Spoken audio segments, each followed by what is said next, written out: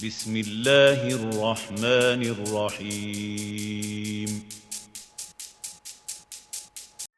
الحمد لله وكفى والصلاة والسلام على النبي المصطفى وعلى آله وصحبه ومن سار على نهجه أهل الصدق والوفاء أشهد أن لا إله إلا الله وحده لا شريك له وأشهد أن محمدا عبده ورسوله الذي لا نبي ولا رسول بعده اللهم فصل وسلم وبارك على عبدك ورسولك محمد وعلى آله وصحبه أجمعين اللهم آت نفوسنا تقواها وزكها أنت خير من زكاها أنت وليها ومولاها أما بعد. Alhamdulillah, segala puji bagi Allah Subhanahu wa taala yang telah memudahkan kita untuk bisa beraktivitas di awal malam ini dengan ketaatan kepada Allah Subhanahu wa taala. Semoga Allah Subhanahu wa taala senantiasa menjadikan kita orang-orang yang senantiasa bersyukur kepada Allah Subhanahu wa taala, sehingga Allah Subhanahu wa taala menjaga nikmat kita, menjaga kehidupan kita ke arah yang lebih baik lagi. Salawat dan salam semoga senantiasa tercurahkan kepada Nabi Muhammad sallallahu alaihi wasallam, kepada keluarga beliau dan sahabat-sahabat beliau radhiyallahu anhum ajmain. Kaum muslimin dan muslimat, jamaah salat maghrib di Masjid Al-Badar yang semoga dirahmati oleh Allah Subhanahu wa taala, kembali kita mengkaji satu topik tentang syu'abul iman atau cabang-cabang keimanan yang kita ambil dari kitab karya Imam Al-Baihaqi rahimahullahu taala yang sudah diintisarikan oleh salah seorang imam yang bernama Al-Imam Al-Qazwini rahimahullahu taala. Pada malam kali ini insyaallah kita akan membahas satu ibadah hati. Satu ibadah hati. Ya. Karena dalam keimanan ini ada tiga hal yang Allah Subhanahu wa taala ajarkan kepada kita semuanya. Bagaimana caranya kita itu menjadikan hati kita itu lebih baik, kemudian kita menjadikan akal kita lebih baik, dan yang ketiga menjadikan jasmani kita itu lebih baik lagi. Dan cabang iman kali ini adalah yang berhubungan dengan hati atau amalan hati, yang disebut dengan at-tawakkul atau dalam bahasa kita tawakal. Nah, jemaah yang dirahmati oleh Allah Subhanahu wa taala, banyak orang yang salah kaprah tentang tawakal. Sehingga mereka itu tidak faham dengan makna tawakal kepada Allah Subhanahu wa taala. Dalam kehidupan ada sebagian manusia yang mengatakan, ya udah saya tawakal saja. Saya tawakal saja di masjid, ya, mudah-mudahan rezeki itu bisa datang dengan saya tawakal saja. Itu terkadang pemahaman yang salah, karena pemahaman yang dikabarkan oleh Rasulullah SAW tentang tawakal itu adalah sebagaimana hadis Rasul SAW dalam Sunan At-Tirmidzi rahimahullahu taala. Rasul SAW menjelaskan kepada kita secara gamblang apa makna tawakal kepada Allah Subhanahu wa taala. Apa sabda Rasul SAW? "Lau annakum tatawakkaluna 'ala Allahi haqqa tawakkuli la razaqakum kama yarzuqut tayr taghdu khimasan wa taruhu bitanan." Apa artinya? Seandainya, jika saja kalian mau bertawakal kepada Allah Subhanahu wa taala sebagaimana tawakalnya burung, hewan yang Allah Subhanahu wa taala berikan kemudahan untuk bisa terbang ke sana dan kemari. Orang yang bertawakal belajar dari burung. Dan seandainya kalian ingin bertawakal, hendaklah kalian belajar dari burung. Bagaimana tawakalnya burung? Taghdu khimasan wa taruhu bitanan. Dia pergi di pagi hari dalam keadaan lapar, ketika sore pulang dalam keadaan kenyang. Itu konsep rezeki yang diajarkan oleh Rasul sallallahu alaihi wasallam. Nah, ketika burung keluar di pagi hari itu, apakah burung itu hanya di sarangnya saja dan menunggu rezeki dari Allah Subhanahu wa taala? Tidak. Burung itu terbang. Jadi, usaha yang dilakukan oleh burung itu adalah terbang. Terbang sejauh mungkin. Pergi sejauh mungkin. Dan tidak ada pikiran, ya, tidak ada terbetik di hati burung atau di kehidupan burung itu, saya dapat rezeki atau tidak. Yang penting terbang. Yang penting terbang. Karena konsep rezeki dalam Islam itu bukan kita mencari rezeki, tapi kita menjemput rezeki. Allah Subhanahu wa taala telah meletakkan rezeki itu di tempatnya. Kita hanya diperintahkan untuk menjemput rezeki sebagaimana burung-burung mereka itu menjemput rezeki dari Allah Subhanahu wa taala. Burung-burung itu menjemput rezeki dari Allah Subhanahu wa taala dengan terbang di pagi hari, ya, kemudian ketika pulang ke sarangnya dalam keadaan kenyang. Jemaah yang dirahmati oleh Allah Subhanahu wa taala, maka kita merasa heran kalau ada manusia yang takut dengan rezekinya.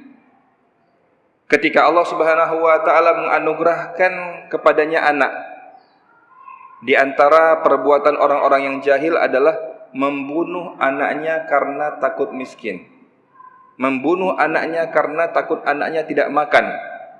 Padahal Allah Subhanahu wa taala sudah menjamin. Yang Allah Subhanahu wa taala sudah jamin itu apa? Allah Subhanahu wa taala sudah menjamin bahwa seseorang itu akan dipenuhi rezekinya oleh Allah Subhanahu wa taala. Kemudian Allah Subhanahu wa taala sudah menjamin kapan ajal kita. Dalam ilmu Allah Subhanahu wa taala, Allah tahu di mana rezeki kita dan Allah Subhanahu wa taala tahu di mana ajal kita dan kapan kita akan dicabut nyawanya oleh Allah Subhanahu wa taala. Itu dua hal yang sangat pasti. Pasti sekali. Rezeki itu sudah pasti dan ajal itu sudah pasti. Ya. Jamaah yang dirahmati Allah Subhanahu wa taala, apakah kita yakin bahwa kita akan mati? Semua dari kita yakin bahwa kita akan mati. Begitu juga kita harus yakin bahwa rezeki itu ada, Allah Subhanahu wa taala sudah tetapkan. Ada yang rezekinya di laut, ada yang rezekinya di gunung, ada yang rezekinya di darat, ada yang rezekinya di kota, ada yang rezekinya di desa, ada yang rezekinya di rumah. Ada sekarang rezekinya di rumah. Dia duduk di rumah, Allah Subhanahu wa taala antarkan rezeki. Nah, apa kerjaannya di rumah? Desain grafis. Di rumahnya saja dia mendesain, ya, poster dan sebagainya. Allah Subhanahu wa taala datangkan rezeki kepadanya. Jadi rezeki itu sudah ada, tinggal dijemput, ya. Dan itu adalah konsep rezeki yang diajarkan oleh Rasul sallallahu alaihi wasallam. Jadi mari kita belajar dari burung tentang konsep bertawakal kepada Allah Subhanahu wa taala. Dari situlah para ulama mengambil satu kesimpulan bahwa yang dinamakan bertawakal kepada Allah Subhanahu wa taala itu adalah al-i'timadu 'ala Allah Subhanahu wa taala ma'al akhdzi bil asbab. Tawakal itu adalah kita berpegang teguh kepada Allah Subhanahu wa taala, tapi jangan lupa sebelumnya kita ada usaha-usaha. Ada ikhtiar-ikhtiar. Ya, jadi kalau misalnya kita buat rumusnya, ikhtiar dalam melakukan sesuatu, hasilnya serahkan kepada Allah Subhanahu wa taala. Dan itu pernah kita sampaikan, yaitu kisah tentang Siti Hajar alaihissalam yang berikhtiar sehingga Allah Subhanahu wa taala pancarkan air itu bukan di antara Safa dan Marwah, tetapi Allah Subhanahu wa taala pancarkan air itu di bawah kaki anaknya, yaitu Nabi Ismail alaihissalam. Yang penting ikhtiar.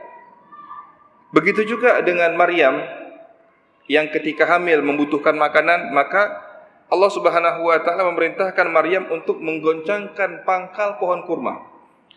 Ya. Ikhtiar, ada ikhtiar satu, walaupun ikhtiarnya itu sederhana.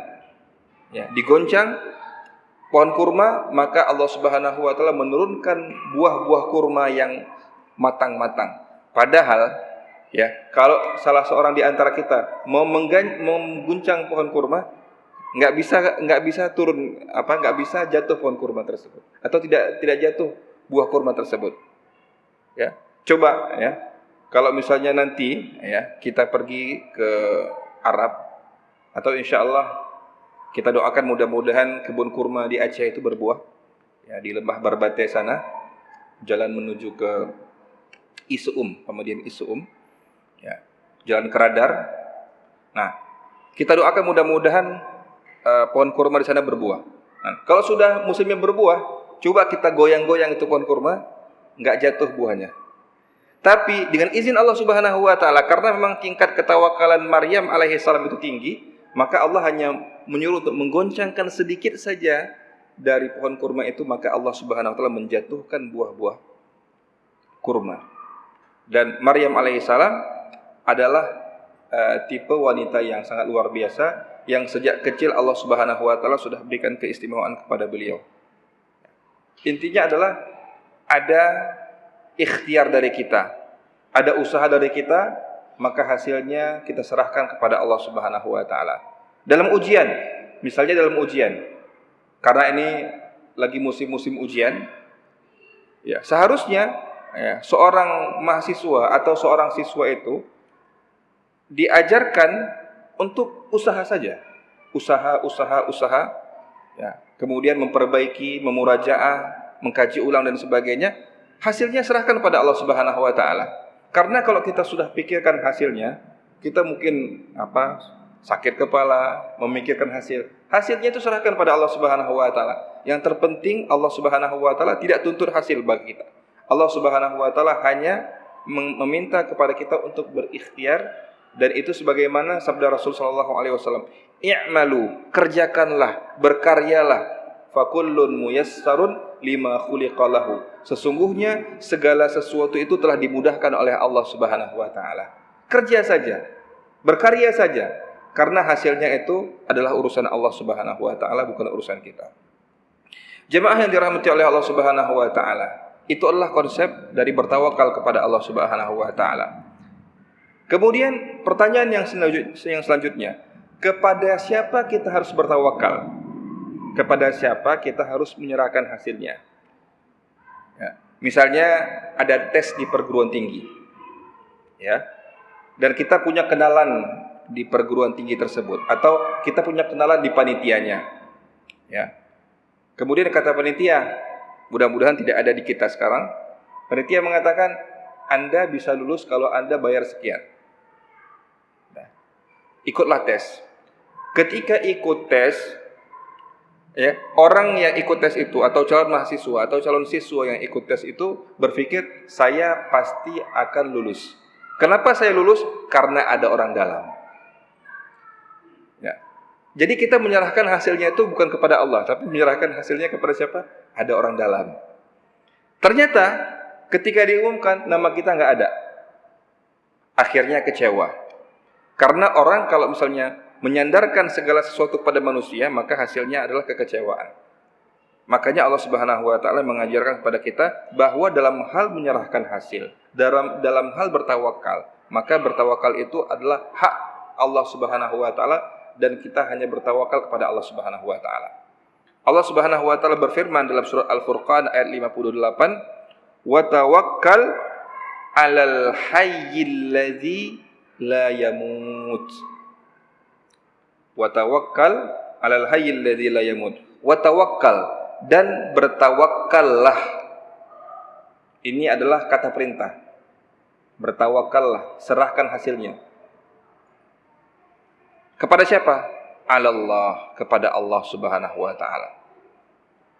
Al-hayyul ladzi la yamut. Yang Allah Subhanahu wa taala Maha hidup, dan Allah Subhanahu wa taala tidak pernah mati. Nah, jadi kita hanya bertawakal kepada Allah Subhanahu wa taala yang Maha hidup, yang tidak pernah musnah. Kita semuanya akan musnah. Manusia akan musnah, jin akan musnah, syaitan akan musnah, iblis akan musnah. Dunia yang fana ini akan musnah, langit akan musnah, matahari akan digulung, bintang-bintang akan berjatuhan. Kemudian gunung-gunung akan berterbangan seperti kapas. Ya. Kemudian orang-orang yang sudah diwafatkan oleh Allah Subhanahu wa taala di hari kiamat dikeluarkan dari perut bumi ini. Semuanya akan musnah kecuali Allah Subhanahu wa taala. Maka dalam hal ikhtiar itu adalah kerjaan kita. Kita berikhtiar. Tapi untuk masalah hasil itu kita serahkan kepada Allah Subhanahu wa taala. Tapi ya, jamaah yang dirahmati Allah Subhanahu wa taala, ketika kita berikhtiar itu kita jangan pasang asumsi sendiri. Nah, jangan pasang asumsi sendiri. Bagaimana contohnya? Contohnya adalah seperti kisah Qarun. Siapa Qarun? Qarun itu adalah salah seorang pengikut Nabi Musa. Beliau hidup di zaman Nabi Musa. Tapi karena beliau sudah dibutakan dengan harta, ya, bergelimang dengan harta, dan kurang kadar keimanannya kepada Allah Subhanahu wa taala, sehingga Qarun lupa dengan jati dirinya. Semua orang bercita-cita, saya ingin seperti Qarun, saya seperti Qarun. Bahkan di Indonesia itu istilah untuk harta yang tertimbun itu adalah harta karun. Ya. Apa kata Qarun? Qarun ketika ditanya, wahai Qarun, kamu itu kan punya harta yang banyak, punya harta yang berlimpah, harta di mana-mana. Bahkan untuk mengangkat kunci gudangnya Qarun itu diperlukan lelaki-lelaki yang kuat. Ya, untuk mengangkat kuncinya saja. Bagaimana dengan hartanya? Gudangnya sangat luar biasa, gudang hartanya. Maka Qarun lupa diri. Qarun lupa bahwa dia adalah manusia yang lemah. Dan jawabannya adalah qala innama utituhu ala ilmin indi. Yang dikatakan oleh Qarun adalah, saya itu dapat seluruh harta ini adalah karena ilmu saya, karena kecerdasan saya. Ini hati-hati dengan statement seperti ini. Karena orang yang menyangka bahwa dia itu bisa sukses karena kecerdasan dia, karena kepintaran dia, maka dia sesungguhnya telah terpleset kepada hal yang berbahaya dalam akidah. Misalnya gini, ketika dia, kenapa kamu bisa sukses dalam ujian? Kenapa kamu bisa sukses dalam bekerja? Kenapa kamu bisa sukses dalam berdagang? Oh, itu karena ilmu yang saya pelajari bertahun-tahun. Bukan. Jawabannya, kita sukses dalam belajar, dalam bekerja, dalam berdagang, dan dalam segala kehidupan kita itu, kita sukses karena Allah Subhanahu wa taala. Anda kenapa bisa berbahasa Arab? Anda kenapa bisa berbahasa Inggris? Itu karena saya cerdas. IQ saya tinggi. Ini adalah statement yang salah. Karena dalam hal hasil itu sebenarnya hak prerogatif Allah Subhanahu wa taala. Itulah hak Allah Subhanahu wa taala. Kita tidak bisa menentukan hasil. Jadi Qarun itu adalah orang yang tergelincir dalam hal bertawakal kepada Allah Subhanahu wa taala. Jadi kita jangan mikir-mikir hasil. Jangan mikir hasil. Karena dalam akhir surat Luqman itu, jamaah yang dirahmati Allah Subhanahu wa taala, kalau kita mengetahui apa yang Allah Subhanahu wa taala firmankan di akhir surat Luqman itu, kita itu tidak akan pernah berpikir tentang hasil, karena hasil itu adalah ketentuan dari Allah Subhanahu wa taala. Ada beberapa hal yang disebutkan oleh Allah Subhanahu wa taala, bahwa yang pertama adalah tentang hari kiamat. Tentang hari kiamat itu tidak ada yang tahu kecuali Allah Subhanahu wa taala. Tugas kita itu bukan bertanya kapan kiamat, tapi tugas kita itu adalah bagaimana kita mempersiapkan diri untuk menghadapi hari kiamat tersebut. Kemudian di antara hal yang tidak kita ketahui itu, di antaranya adalah apa yang ada dalam kandungan. Wa ya'lamu ma fil arham. Yang mengetahui apa isi dalam kandungan itu adalah Allah Subhanahu wa taala. Ada pertanyaan, kan sekarang ini ada alat yang bisa melihat apa jenis kelamin anak yang terkandung di rahim seorang ibu. Iya, benar. tapi kadang-kadang tidak akurat. Kadang-kadang tidak akurat, bukan tidak akurat, terkadang tidak akurat. Karena ada satu kejadian, ya. Saking penasarannya dengan apa yang terdapat dalam rahim itu, sampai 30 kali ya USG.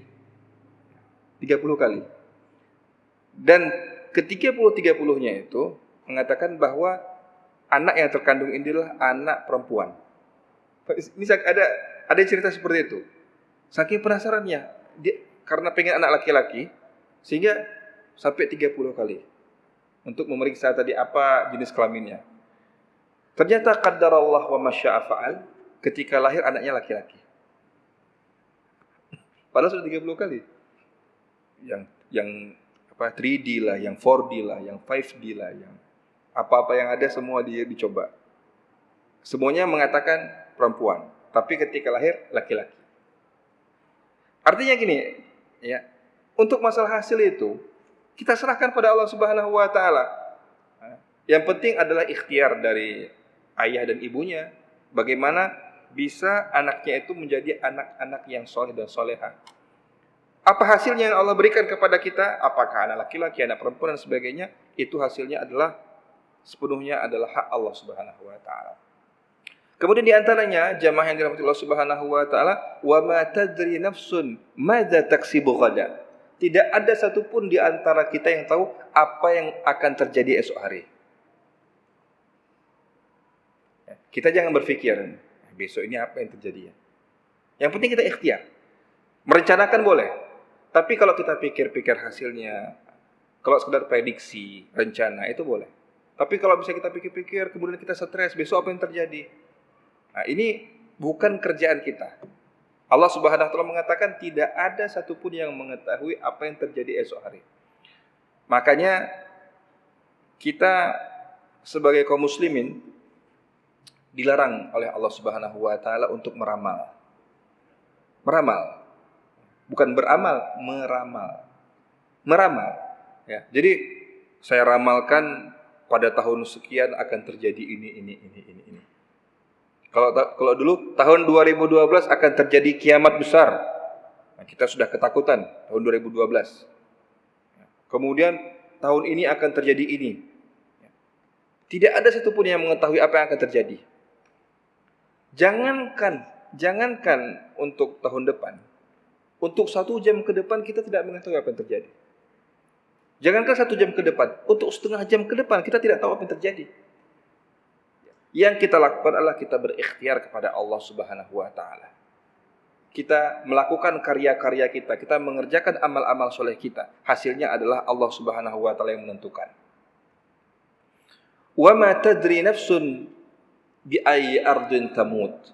Dan tidak ada satupun yang mengetahui di manakah kita akan dimatikan dan diwafatkan oleh Allah Subhanahu wa taala. Enggak ada yang tahu.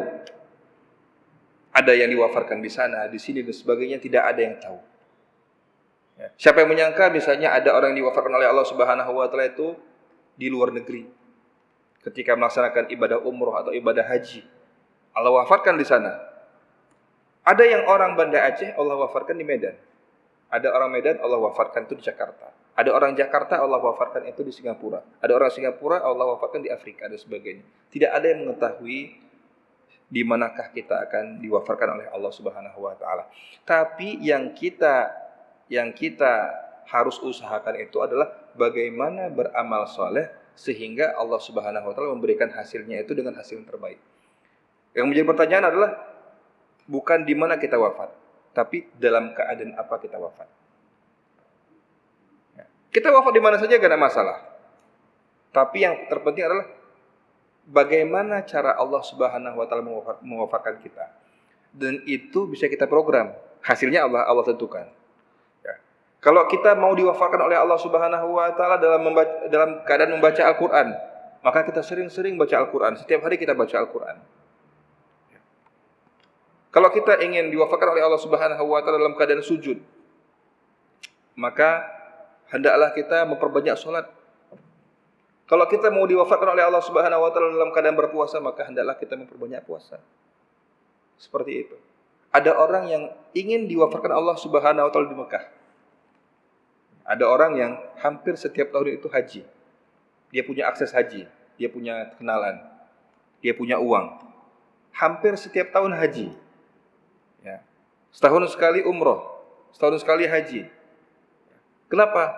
Karena dia mencoba untuk meminta kepada Allah Subhanahu wa taala untuk diwafatkan di Mekah. Dan itu terjadi. Ada salah seorang alim yang dari Jawa Tengah itu yang Allah wafatkan di sana.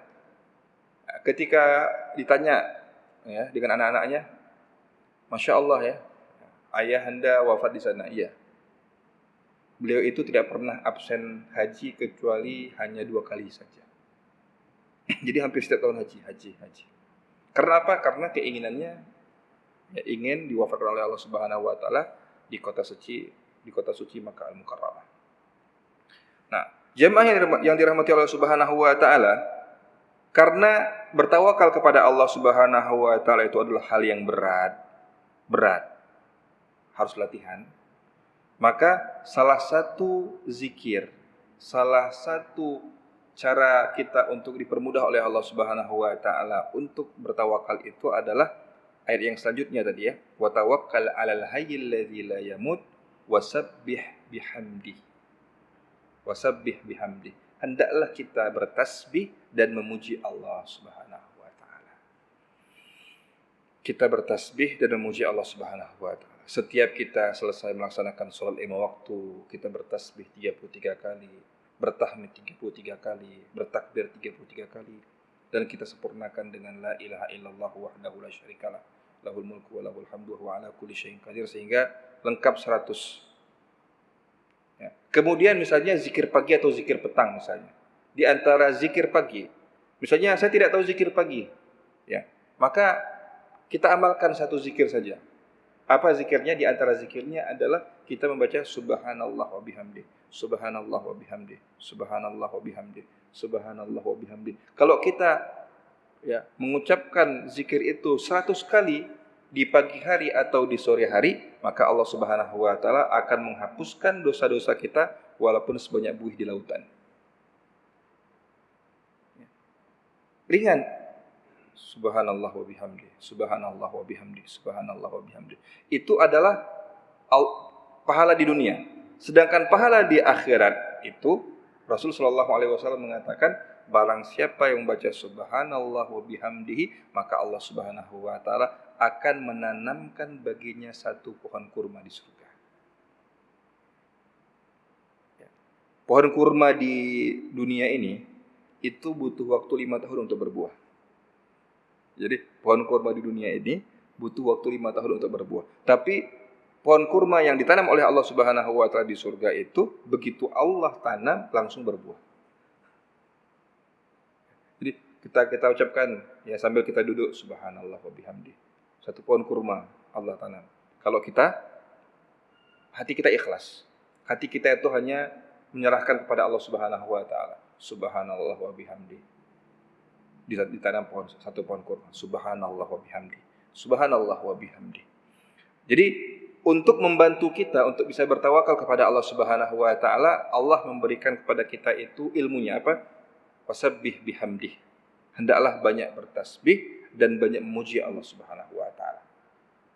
Kalau kita mau dibantu oleh Allah Subhanahu wa taala untuk bisa bertawakal dengan sebenar-benarnya tawakal, hendaknya kita itu memperbanyak tasbih dan memperbanyak pujian kepada Allah Subhanahu wa taala. Wa kafa bihi bi dzunubi ibadihi khabira. Dan cukuplah Allah Subhanahu wa taala mengetahui dosa-dosa yang telah kita perbuat. Cukuplah Allah mengetahui dosa-dosa yang telah kita perbuat. Ya. Sebagian ahli tafsir mengatakan, kenapa Allah Subhanahu wa taala menyebutkan dosa?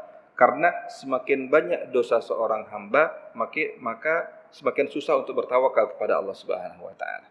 Semakin banyak dosanya, maka semakin susah untuk bertawakal kepada Allah Subhanahu wa taala. Semakin tipis dosanya itu, maka semakin mudah dia bertawakal kepada Allah Subhanahu wa taala. Dan bertawakal kepada Allah Subhanahu wa taala itu kan adalah di saat-saat yang genting. Di saat-saat yang genting. Dan kita telah beberapa kali menceritakan ya, khususnya adalah para nabi Allah Subhanahu wa taala. Ya, misalnya ini adalah kisah 3 nabi yang disebutkan oleh Allah Subhanahu wa taala dalam surah Al-Anbiya.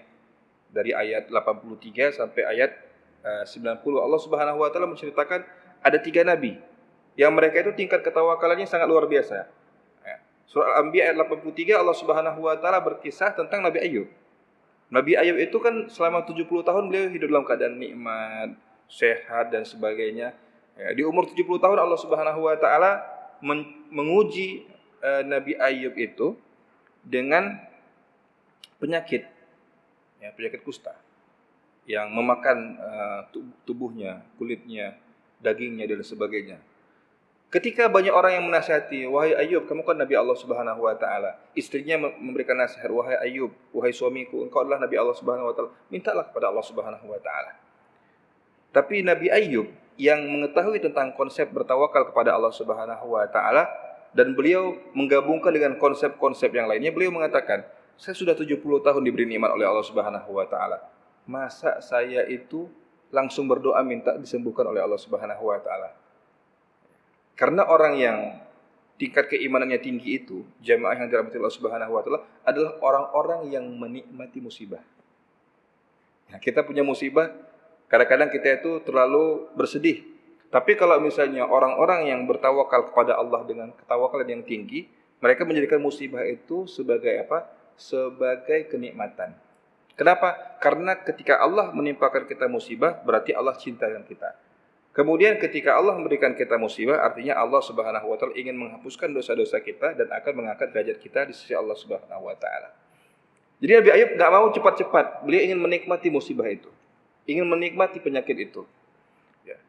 Beliau bertawakal kepada Allah Subhanahu wa taala. Apa tawakalnya? Beliau yakin pasti Allah Subhanahu wa taala akan menyembuhkannya, tapi tunggu dulu, sabar dulu. Sabar dulu. Beliau bertawakal dengan tawakal yang baik. Ya. Maka ketika Allah Subhanahu wa taala ya mendengarkan doa dari Nabi Ayub alaihissalam, anni massaniyad-dur atau inni massaniyad-durru wa anta arhamur rahimin. Ya Allah, sesungguhnya aku mendapatkan sesuatu yang membuat aku itu celaka, maka engkau adalah Rabb yang Maha Penyayang. Ya, jadi Nabi Ayub alaihissalam beliau berdoa kepada Allah Subhanahu wa taala. Maka Allah Subhanahu wa taala memberikan solusi. Apa solusinya? Bayangkan, ya. Ibnu Katsir mengatakan bahwa tubuhnya Nabi Ayub alaihissalam itu tidak ada tersisa apa-apa kecuali tulang. Jadi dengan sisa tulang seperti itu, Allah Subhanahu wa taala menyuruh Nabi Ayub untuk berlari sedikit, ya. Karena apa? Karena Allah Subhanahu wa taala menyediakan di depan sana itu ada air yang dingin. Air yang dingin yang menjadi penyembuh Nabi Ayub alaihissalam. Urkud birijlika hadza mukhtasalun baridu wa syarab. Ya, lari sedikit saja. Artinya apa? Allah Subhanahu wa taala bisa saja menyembuhkan langsung Nabi Ayub, tapi Allah Subhanahu wa taala menginginkan Nabi Ayub itu untuk sedikit berikhtiar. Apa ikhtiarnya? Lari sedikit saja, kemudian engkau akan mendapatkan di sana itu ada telaga yang dingin dan kamu mandi di sana dan Allah Subhanahu wa taala memberikan kesembuhan kepada dirimu. Artinya ikhtiar. Allah suka dengan hamba-hamba yang berikhtiar, hamba-hamba yang berusaha. Begitu juga misalnya dengan kisah yang selanjutnya, yaitu kisah Nabi Yunus alaihissalam, yang kita tahu beliau itu dilempar ke laut dan di situ tidak ada pertolongan kecuali pertolongan dari Allah Subhanahu wa taala. Nabi Yunus alaihissalam, beliau yakin dengan seyakin-yakinnya bahwa Allah Subhanahu wa taala tidak akan pernah menyia-nyiakan dia. Tidak pernah menyia-nyiakan beliau. Makanya ketika Nabi Yunus itu dilemparkan ke laut, sebagai manusia beliau tentunya ada rasa khawatir. Ya. Tapi ketika beliau disambut dengan ikan yang menelan beliau, maka beliau itu langsung tenang. Langsung tenang. Kenapa? Karena itulah jawaban dari Allah Subhanahu wa taala. Makanya selama 3 hari di perut ikan itu, Nabi Yunus itu berzikir pada Allah Subhanahu wa taala, la ilaha illa anta subhanaka inni kuntu minadh dhalimin. La ilaha illa anta subhanaka inni kuntu minadh dhalimin. Setelah membaca zikir itu tidak ada sedikit pun kepanikan dari Nabi Yunus alaihissalam. Kenapa? Karena beliau yakin dengan berzikir kepada Allah Subhanahu wa taala dengan zikir yang baik, dengan zikir yang banyak, maka Allah Subhanahu wa taala akan menyelamatkan Nabi Yunus alaihissalam. Makanya tidak ada lagi kesedihan dan tidak ada lagi kegundahan di hatinya Nabi Yunus alaihissalam. Dia berzikir. Dan apa yang terjadi? Allah Subhanahu wa taala memerintahkan kepada ikan tersebut untuk naik ke darat atau dekat dengan darat, kemudian memuntahkan Nabi Yunus alaihissalam ke daratan. Ya, sampai ke daratan itu Allah Subhanahu wa taala memberikan petunjuk kepada Nabi Yunus alaihissalam, kalau kamu itu ingin survive, ingin terus hidup ya dengan kekuatan, maka hendaklah kamu itu memakan buah labu. Nah, padahal buah labunya itu jauh, agak jauh, labu tanah. Jadi di situ Allah Subhanahu wa taala memberikan petunjuk kepada Nabi Yunus alaihissalam dalam keadaan lemas, dalam keadaan tidak berdaya itu, maka salah satu nutrisi yang terbaik itu adalah makan labu tanah. Wallahu alam, coba nanti dicari tentang labu tanah apakah punya hubungan, tapi Allah sudah menunjukkan itu kepada Nabi Yunus alaihissalam. Maka Nabi Yunus ya berusaha untuk mencapai labu tanah itu, dan Allah Subhanahu wa taala memberikan kesegaran dan kekuatan kembali kepada Nabi Yunus alaihissalam. Dan yang selanjutnya, jamaah yang dirahmati Allah Subhanahu wa taala, ini adalah tingkat ketawakalannya Nabi Zakaria alaihissalam. Ini adalah sesuatu yang ajaib, sesuatu yang sangat luar biasa. Kenapa? Karena Nabi Zakaria alaihissalam, ya, umur beliau itu hampir menyentuh 100 tahun, tapi belum dikaruniai anak oleh Allah Subhanahu wa taala. Dan istri beliau divonis sebagai imra'atun aqir. Artinya wanita yang mandul. Ya. Usianya sudah tua. Ya. Perbedaannya dengan Nabi Zakaria alaihissalam itu sekitar 10 tahun kira-kira. Nah, jadi Nabi Zakaria umurnya sudah tua, istrinya itu sudah tua, kemudian sudah divonis mandul. Maka Nabi Zakaria alaihissalam yakin dengan seyakin-yakinnya bahwa untuk urusan hasil itu kita serahkan kepada Allah Subhanahu wa taala. Beliau khawatir. Karena apa? Karena beliau Allah utus menjadi seorang nabi. Tapi Allah Subhanahu wa taala belum berikan keturunan kepada Nabi Zakaria alaihissalam. Nah, ini merupakan salah satu keinginan yang ingin dicapai oleh Nabi Zakaria alaihissalam, mempunyai seorang anak. Tapi sebenarnya dari segi logika kita itu tidak akan pernah terjadi. Ya. Belum pernah terjadi dalam sejarah bahwa orang yang sudah tua, yang umurnya mencapai 100 itu, Allah karunia anak dengan istri yang juga tua. Tapi Nabi Zakaria itu mencoba untuk berusaha dan berdoa kepada Allah Subhanahu wa taala. Jadi ternyata kalau kita melihat dari kisah 3 nabi ini, Nabi Ayub, Nabi Yunus, kemudian Nabi Zakaria yang Allah akhirnya berikan keturunan yaitu Yahya alaihissalam, maka ternyata yang dapat mendorong hasil itu adalah doa. Yang dapat mendorong hasil itu adalah doa. Jadi yang pertama kita lakukan itu adalah kita yakin bahwa Allah Subhanahu wa taala akan memberikan hasil yang baik. Kemudian yang selanjutnya adalah ini niatnya. Kita ada niat yang kuat yang kita hubungkan kepada Allah Subhanahu wa taala. Setelah niat yang kuat, kita kemudian berikhtiar. Setelah kita berikhtiar, kita lengkapi dengan doa. Setelah ini yang kita lakukan, 3 hal ini yang kita lakukan, niat yang baik, kemudian ikhtiar yang baik, kemudian selanjutnya adalah doa yang tulus kepada Allah Subhanahu wa taala, maka hasilnya kita serahkan kepada Allah Subhanahu wa taala. Ini cara-cara yang diberikan oleh Allah Subhanahu wa taala bagaimana kita itu bisa berikhtiar dengan baik dan benar. Jadi di sini jamaah yang dirahmati Allah Subhanahu wa taala ada beberapa ilmu yang bisa kita dapatkan. Yang pertama adalah bukti secara nyata tentang tawakal itu adalah kita melihat burung. Ya, kalau misalnya kita merasa kok kurang tawakal ya, kita lihat bagaimana burung. Burung itu ya, dia itu pergi dari sarangnya itu di pagi hari dalam keadaan lapar dan dia itu pulang dalam keadaan kenyang. Kemudian yang selanjutnya adalah kepada siapa kita bertawakal? Maka jawabannya adalah bertawakal hanya kepada Allah Subhanahu wa taala. Karena kita tidak boleh bertawakal kepada orang kaya, tidak boleh bertawakal kepada pemimpin, tidak boleh kita bertawakal kepada ahli ilmu saja. Tapi tawakal kita harus tawakal yang penuh kepada Allah Subhanahu wa taala. Kemudian yang selanjutnya yang diberikan oleh Allah Subhanahu wa taala ilmunya adalah bahwa di sela-sela kita itu bertawakal kepada Allah Subhanahu wa taala, supaya Allah kuatkan kita, maka hendaknya kita berzikir. Dan di antara zikir yang diajarkan oleh Allah Subhanahu wa taala, wasabbih bihamdih. Hendaklah kita banyak bertasbih dan hendaklah kita banyak memuji Allah Subhanahu wa taala. Dan yang selanjutnya sebagaimana yang kita baca dalam surat Al-Anbiya ayat 83 sampai ayat 90 itu, bahwa kita dorong tawakal itu dengan kita banyak berdoa kepada Allah Subhanahu wa taala, berdoa kepada Allah Subhanahu wa taala, dan kita yakin bahwa doa kita itu diistijabahkan oleh Allah Subhanahu wa taala. Ya, jadi satu-satunya yang dapat menghalangi doa kita itu adalah dosa kita. Dosa. Jadi kita berdoa, ya Allah, saya sudah berdoa sekian lama tapi kenapa tidak diistijabahkan? Itu faktor terbesarnya adalah karena kita sudah berkerak dosa. Ya. Jadi bagaimana supaya Allah buka keran untuk bisa Allah istijabahkan doa itu?